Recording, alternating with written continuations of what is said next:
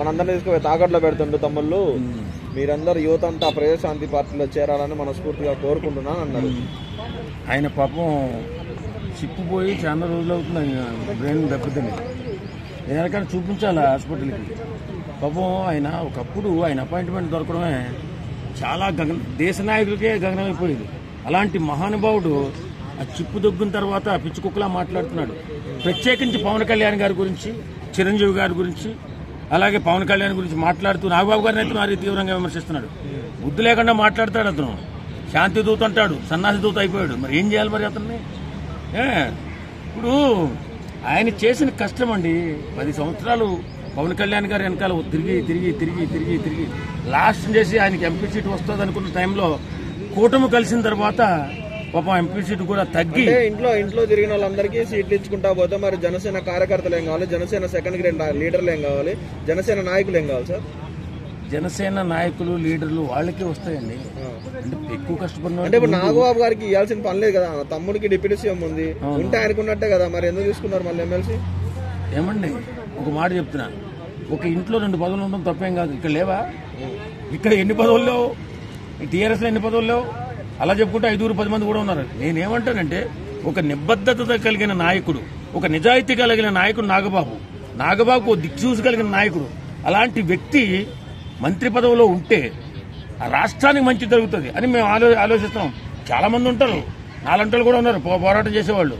వాళ్ళకి అడిగితే బాగుంటుందా? ఆయనకు విజన్ ఉంది, ఆయన నిజాయితీ ఉంది, ఆయనకు ముక్కుసూటి తత్వం ఉంది. ఆయన ఏంటంటే ఎక్కడ కడుపులు ఏది దాచుకోకుండా ఎలాంటి సమస్యనైనా ఎవడన్నా కడుపులు దాచేసుకుని మనం కుట్రబంతాడు. ఈ కుళ్ళు కుతంత్రం లేని వ్యక్తి నాగబాబు గారు. అలాంటి వ్యక్తికి పదవి రావాలని మేమే కోరుతున్నాం. మా అలాంటి వాళ్ళు కోరికే అది బలిస్తుంది అంతే తప్ప కుటుంబంలో 2 ఉండకూడదు 3 ఉండకూడదు అని ఇదే సాంప్రదాయం ఏం కాదు కదా. చిరంజీవి గారికి కూడా పదవి ఇచ్చే అవకాశం ఉంది. చిరంజీవి బురదలోకి రాడండి. ఎందుకు వస్తాడు చిరంజీవి గారు? ఎప్పుడో బురదలో దిగి ఇప్పుడే కడిగేసుకుని ప్రశాంతంగా ఫ్రెష్ గా ఉన్నాడు. అలాంటి వ్యక్తులు లాగొద్దు. మాలాంటి వాళ్ళు కూడా ఒప్పుకోం. చిరంజీవి గారు పవన్ కళ్యాణ్ చంద్రబాబు నాయుడు దగ్గర 50 కోట్లు తీసుకొని బానిసలాగా పనిచేస్తున్నారని కొంతమంది వైసీపీ వాళ్ళు అంటున్నారు. సో దీన్ని మనం అంటే వాళ్ళకి ఏం చెప్తారు ఇలాంటి మాట్లాడుతున్నారు? పవన్ కళ్యాణ్ మనం చూస్తున్నామండి, ఆయన సొంత డబ్బులు దాదాపు 3000 మందికి ఇచ్చాడు. ఆయన డబ్బులు సొంత డబ్బులు, ఏది సినిమాల్లో కష్టపడ్డ డబ్బులు ఆయన ఎట్లా తీసుకుంటాడు 50 కోట్లు?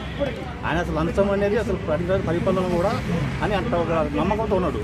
అట్లా తీసుకున్నారంటే అది కరెక్ట్ కాదు. అది అన్నోళ్ళకు వాళ్ళకి తెలియదు. అంటే ముందు నుంచే కూడా ఆయన ఒక ప్యాకేజ్ స్టార్ అని దత్తపుత్రుడు అని ఇట్లా నాన్నగారు అంటున్నారు కదా, ట్రోల్ చేయడానికే కానీ ఆయన తీసుకున్నట్టు ఆడ తీసుకున్నట్టు ఇయ్యడు.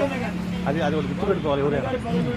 అంటే ఇప్పుడు ఈ విధంగా దురుసుగా ప్రవర్తించే వాళ్ళందరినీ కూడా ట్రోల్ చేయడానికి తప్పితే దేనికి పనికి రావాలి. ట్రోల్ చేసి అది ఎంత తప్పితే దానికి ఏం ఉపయోగం. ఇప్పుడు డబ్బులు కోట్లు తీసుకున్నట్టయితే గౌరవ రైతులకు ఎందుకు ఇస్తాడు? సొంత డబ్బులు ఆయన సినిమాలు కష్టపడేది సంపాదించిన డబ్బులు. మొన్న వరదలు అయితే 6 కోట్లు ఇచ్చాడు. ఎవరైనా ఇచ్చారు 6 కోట్లు? చంద్రబాబు అంటే ఇలా పవన్ కళ్యాణ్ ఇచ్చారంటే మరి సొంత డబ్బులతో కొన్ని రోడ్లు వేపిస్తున్నాడు.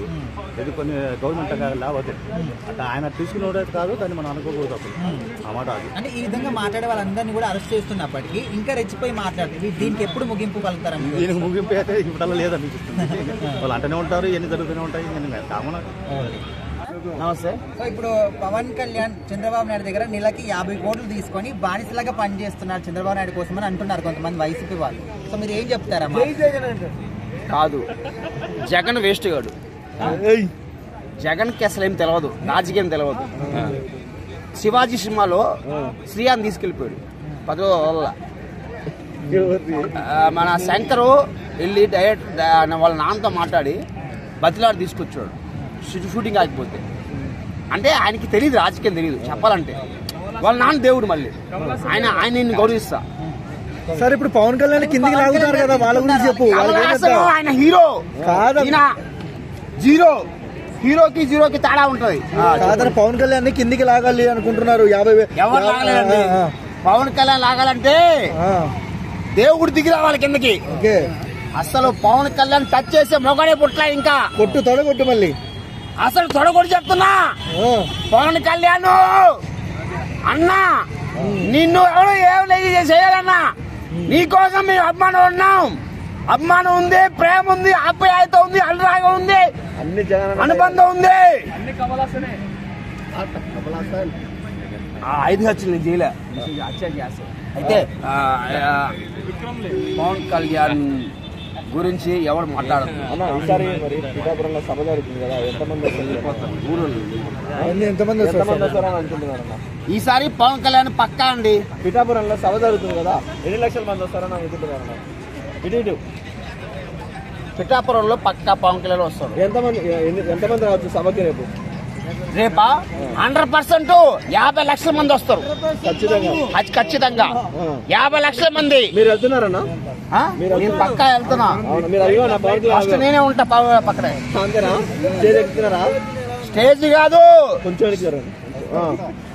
స్టేజ్ కేజీఎఫ్ సినిమా చూపిస్తా.